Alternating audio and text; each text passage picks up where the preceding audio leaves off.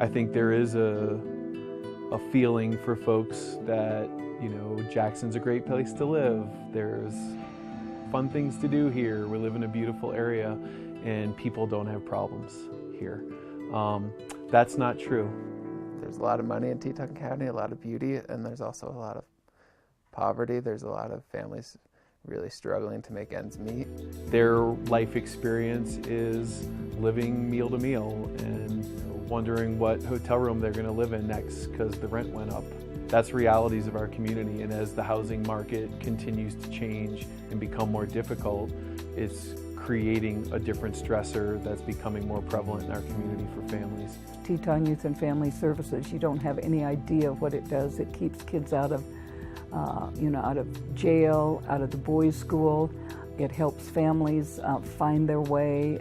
They are the people who you know that you can call at 2 in the morning and you've got a child who has been arrested or is in a state and level of crisis. And they are the people who will open the door and say, my goodness, yes, you're welcome here and how can we help you out? And they're just, they have immense hearts. From headquarters in the Hirschfield Center in downtown Jackson, Teton Youth and Family Services provides such a wide range of family-oriented programs to serve the public that we are often mistaken for a government agency. Actually, we're a nonprofit 501c3 that has to raise money and fight for every dollar we need to provide what we've come to call a continuum of care for children and families in and around Jackson Hole. A continuum of care really for TYFS starts with the Hirschfield Center, where we do prevention programs first. We really would love for nobody to need our residential services or more crisis-focused services. Hirschfield Center is a child advocacy center.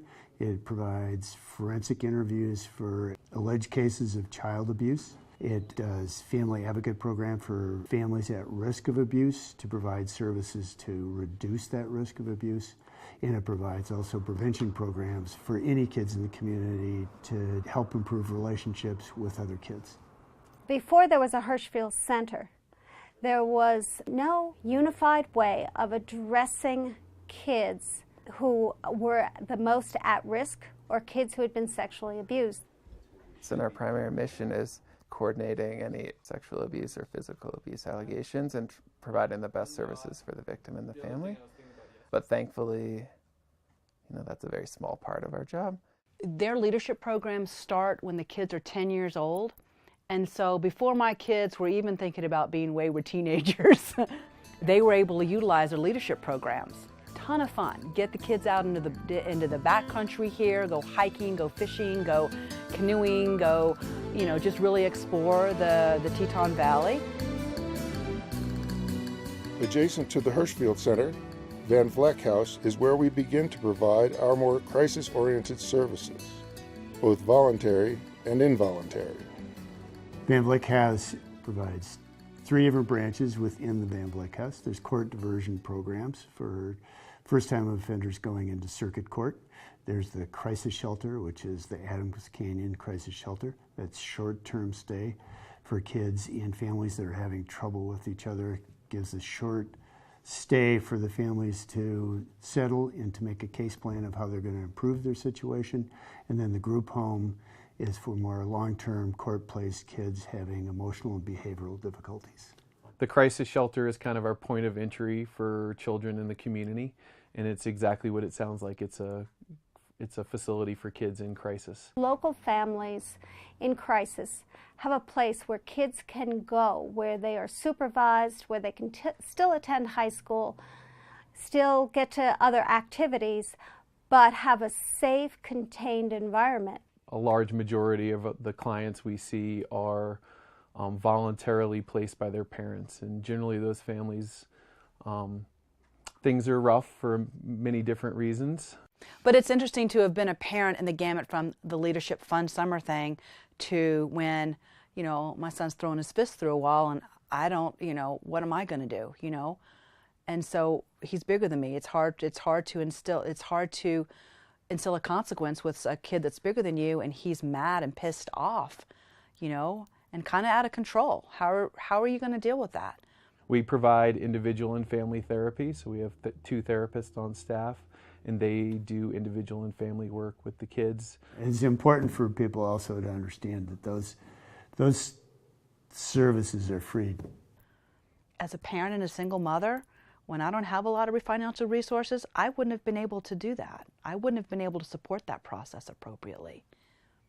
And this program allowed that to occur. We're not in the business of fixing kids, I would say. We're in our role in the social services in Teton County is providing kids a safe place to be while they work on trying new things and finding their own experience. Kids learn a lot of life skills when they're here in the program. Little things like laundry and hygiene, taking care of your room, cleaning. Kids here have a night a week where they cook dinner for the group. And a lot of times, unfortunately, if kids are in the group home, this is the most stable, loving and solid living scenario that they've ever had in their lives. Van Vleck has been where kids could go, be safe, be nurtured, and avert the potential of risk of suicide.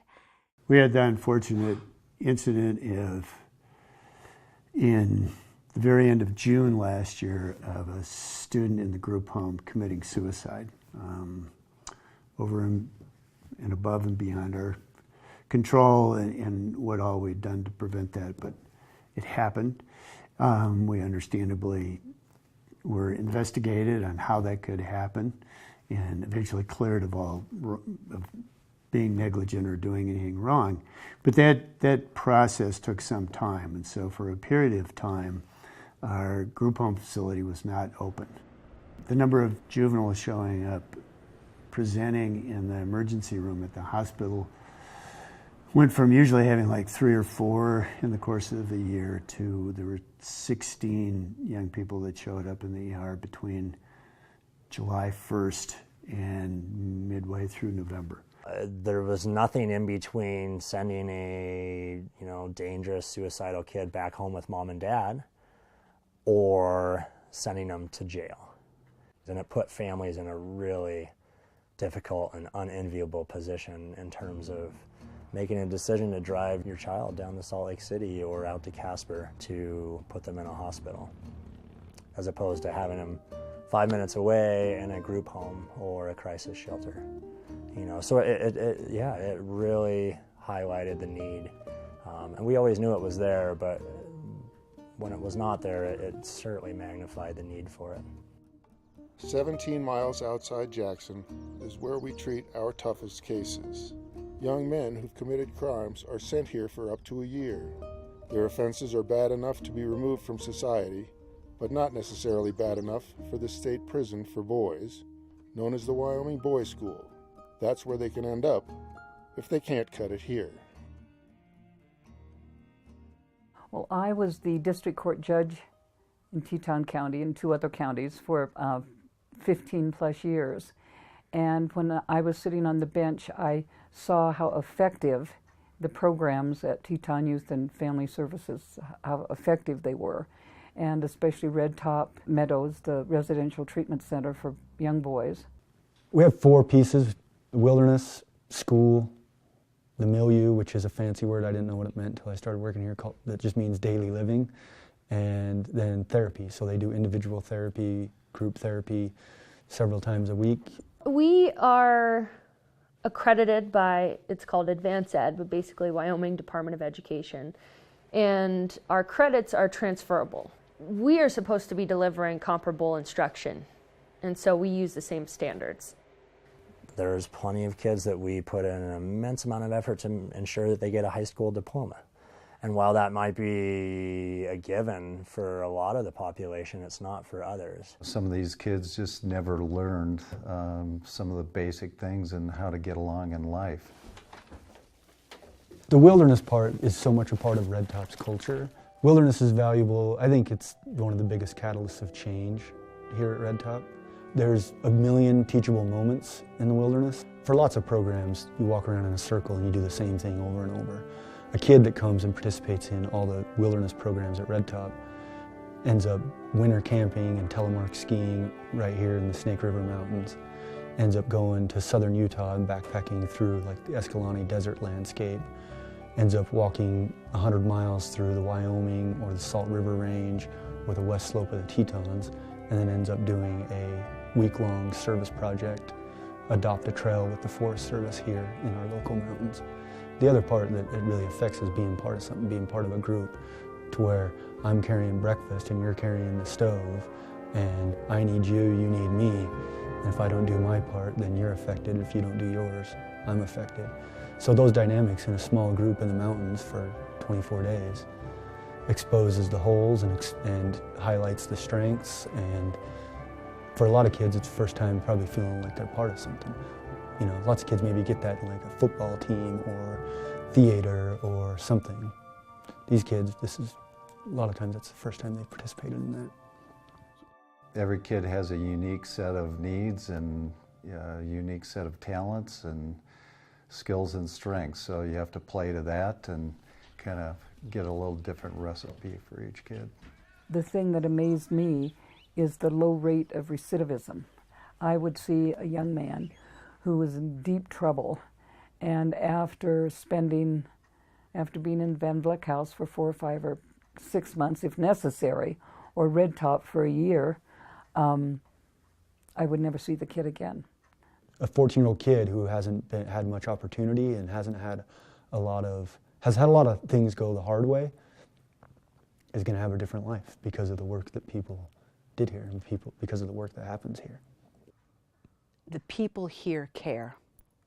They will move mountains to provide a family the resources that they need. And it's not, that's priceless. That is a gift. That's a gift. When you're in need and when you are so concerned about your child and you don't know black from white, they provide help and answers and support. And they care and they're real, and that's so heartening. That gives you peace of mind, that gives you hope for a future for your kids and for yourself. Hope, I mean, that's an amazing gift. And this group provides that in spades.